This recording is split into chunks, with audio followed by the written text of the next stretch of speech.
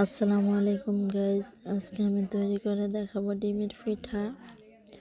প্রথমে আমি 4টি ডিম ভেঙে নিয়ে নিলাম, তারপরে পরিমাণ মতো চিনি দিয়ে দিলাম।